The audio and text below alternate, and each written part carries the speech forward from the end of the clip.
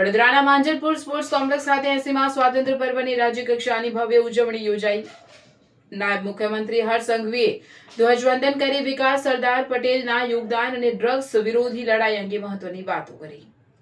વડોદરાના Manjalpur sports complex ખાતે 80મા સ્વાતંત્ર્ય પર્વની રાજ્યકક્ષાની ભવ્ય ઉજવણી યોજાઈ। નાયબ મુખ્યમંત્રી હર્ષ સંઘવીએ ધ્વજવંદન કરી વિકાસ સરદાર પટેલના યોગદાન અને ડ્રગ્સ વિરોધી લડાઈ અંગે મહત્વની વાતો કરી। વડોદરામાં નાયબ મુખ્યમંત્રી હર્ષ સંઘવીએ કહ્યું કે સરદાર પટેલે માત્ર 18 મહિનામાં 562 રજવાડાઓનું એકીકરણ કર્યું। વડોદરામાં પૂર નિવારણ માટે વિશ્વામિત્રી અને સૂર્યા નદી પર 13 ચેકડેમ બનાવ્યા છે। આદિવાસી વિદ્યાર્થીઓ માટે 3 નવા છાત્રાલયો બનાવવાની જાહેરાત કરાઈ। નાયબ મુખ્યમંત્રીએ સ્વચ્છતા જાળવવા અને વ્યસનથી દૂર રહેવા લોકોને શપથ લેવડાવ્યા। તેમણે ચેતવણી આપી કે ગુજરાત ડ્રગ્સ સામેની લડાઈ વધુ મજબૂત બનાવશે। પાકિસ્તાન તરફથી ડ્રગ્સ ઘુસાડવાના પ્રયાસોને નિષ્ફળ બનાવવા ગુજરાત પોલીસ સંપૂર્ણ સજ્જ હોવાનો દાવો કર્યો। સાથે જ સામાજિક સમરસતા અને દેશની પ્રગતિ માટે સૌને સાથે મળીને કામ કરવાની અપીલ કરી। ક્રાંતિકારીઓની શસ્ત્રો અને આર્થિક મદદ કરી નવસારીના મેડમ ભીખાઈજી કામાને આપણે ક્યારેય ભૂલી ના શકીએ। તેમને જર્મનીમાં સૌ પ્રથમ વખત ભારતનો રાષ્ટ્રધ્વજ એ દુનિયામાં ફરકાવ્યો। મેડમ ભીખાઈજી કામાને આજે આપ સૌ વતી હું નમન કરું છું। યુવાનોને બલિદાનમાં શહીદ વિનોદ કિનારીવાલાનું નામ આજે પણ અમર છે। આમ ક્રાંતિનો માર્ગ હોય, સત્યાગ્રહનો હોય કે પછી બંધારણનું ઘડતર હોય, ગુજરાતના આ તમામ નામી અનામી સપૂતોએ ભારત માતા માટે પોતાનું સર્વસ્વ બલિદાન આપ્યું છે। દેશના સ્વાતંત્ર્ય સંગ્રામમાં ઇતિહાસમાં ગુજરાતના 2 મહાન સપૂતોનું નામ સુવર્ણ અક્ષરે લખાયેલું છે। આ 2 વિરલ સપૂતો એટલે પૂજ્ય મહાત્મા ગાંધીજી અને સરદાર વલ્લભભાઈ પટેલ। આ બંને આઝાદીની લડાઈમાં વિઝનરી આગેવાનો હતા। તેમને આઝાદીની લડાઈને એક નવી અને ચોક્કસ દિશા આપી હતી। ગાંધીજીએ આઝાદીની લડાઈમાં સામાન્ય માણસની લડાઈ બનાવી। સરદાર વલ્લભભાઈ પટેલ પાસે આઝાદીનું વ્યવહારિક અને સંગઠનાત્મક વિઝન હતું। મારે આજે અહીંયા બેઠેલા યુવાનોને એક વાત કહી, તમે સૌ લોકો ટેકનો સેવી છો। મારી આપને વિનંતી છે કે આ 80મા આઝાદીના પર્વ નિમિત્તે તમે આજે એક નાનું એવું ગૂગલમાં એક સર્ચ કરજો કે ઇટલીના 9 પ્રાંતોને સાથે લાવવા માટે કેટલા વર્ષ લાગ્યા। એવું જણાવે છે કે ઇટલીના 9 પ્રાંતોને સાથે લાવવા માટે 23 વર્ષ લાગ્યા હતા। એ જ રીતે જર્મનીના 40 પ્રાંતોને સાથે લાવવા માટે 9 વર્ષ લાગ્યા હતા। પણ ભારત દેશના 562 જેટલા રજવાડાઓને ભેગા કરીને એક ભારત કરવા માટે સરદાર સાહેબે માત્ર ને માત્ર 18 મહિનાની અંદર આપણું ભારત એક કર્યું। જો આ એક ના થયું હોત ને તો આજે કાશ્મીર જવા માટે અહીંયા બેઠેલા સૌ યુવાનોએ પાસપોર્ટ પર વિઝા લગાડવો પડતે।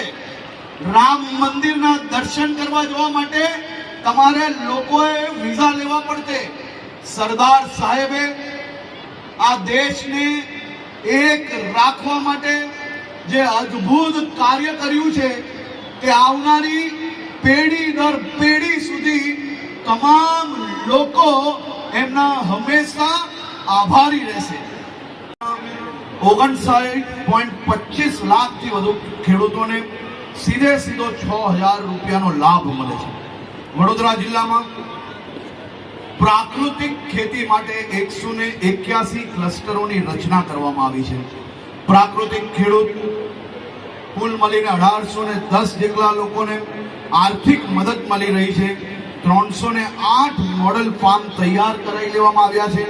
ખેત પેદાશોનો સારો ભાવ મળે તે માટે 38 વેચાણ કેન્દ્રો કાર્યરત છે। ખાસ કરીને આ વર્ષે આપણે વંદે માતરમને 150 વર્ષ પૂર્ણ થયા છે. આ વર્ષે આપણા ગીત, રાષ્ટ્રગીત વંદે માતરમની રચનાને 150 વર્ષ આખું દેશ ઉજવી રહ્યું છે. બંકિમચંદ્ર ચેટર્જીએ રચેલી આ મહામંત્રએ આઝાદીની લડાઈમાં નવા પ્રાણ પૂર્યા હતા. વડાપ્રધાન શ્રી નરેન્દ્રભાઈ મોદીએ આ ગીતને મોટું ગૌરવનું લક્ષ્ય બનાવ્યું છે. સરકારે વંદે માતરમને રાષ્ટ્રગાન સમાજને સર્વોચ્ચ દરજ્જો આપ્યો છે. સુજલામ સુફલામ મલયજ શીતલામ સસ્ય શ્યામલામ, આ પવિત્ર શબ્દોમાં સર્વાંગી વિકાસનું ભવ્ય વિઝન છુપાયેલું છે. ગુજરાત સરકારે આ ગીતને જ પોતાનો વિકાસ મંત્ર બનાવ્યો છે. મિત્રો, દાયકાઓ પહેલા આપણે પાણી માટે ગુજરાતમાં વલખાતા હતા, પરંતુ નરેન્દ્રભાઈ મોદીની દીર્ઘ દ્રષ્ટિથી પાણીની સમસ્યા હવે ભૂતકાળ બની ગઈ છે. વડોદરાની અંદર ખાસ કરીને જલ સંચય અને પૂર નિયંત્રણની ખૂબ વિશેષ કામગીરીઓ કરવામાં આવી છે. પૂર નિયંત્રણ અને જલ સંચય માટે વ્યાપક કામગીરી હાથ ધરાઈ છે. સાવલીના પોઈચા કનોડા ખાતે મહી નદી પર નવીન વિયરનું કામ પ્રગતિમાં છે. વિશ્વામિત્ર નદીમાં 29.27 લાખ ઘન મીટર ડિશિલ્ટિંગનું કામ પૂર્ણ કરવામાં આવ્યું છે. પૂર રાહત માટે વિશ્વામિત્રી નદી પર 13 અને સૂર્યા નદી પર 5 ચેકડેમો બનાવવામાં આવ્યા છે. રાજ્યનું ગ્રીન કવર વધારવા માટે આખા ગુજરાતના નાગરિકો સાથે મળીને આપણે ખૂબ જ સફળતાપૂર્વક પ્લાન્ટેશનનું કામગીરી ચાલી રહી છે. વડાપ્રધાન શ્રી નરેન્દ્રભાઈ મોદીએ આપણને વંચિતોનો વરીયતાને મંત્ર આપ્યો છે. આપણી સરકાર આદિજાતિ વિસ્તારનો સર્વાંગી વિકાસ માટે કટિબદ્ધ છે. આદિવાસી વિસ્તારોમાં માળખાકીય સુવિધાઓમાં મજબૂત કરાઈ રહી છે. પ્રધાનમંત્રી ગ્રામ સડક યોજના અંતર્ગત પ્રથમવાર 1614 પારાઓને જોડવામાં આવ્યા છે. અહીં 2600 કરોડના ખર્ચે 2020 કિલોમીટર પાક્કા રસ્તાઓ બનશે. આદિવાસી ખેડૂતોની સમૃદ્ધિ માટે સિંચાઈ યોજનાઓને વેગવાન બનાવાઈ છે, જેમાં 650 કરોડની તાપી કરજણ લિંક પાઇપલાઇન યોજના શરૂ કરાઈ છે. પંચમહાલ અને દાહોદમાં 1100 કરોડના વિકાસ કામો હમણાં થઈ રહ્યા છે.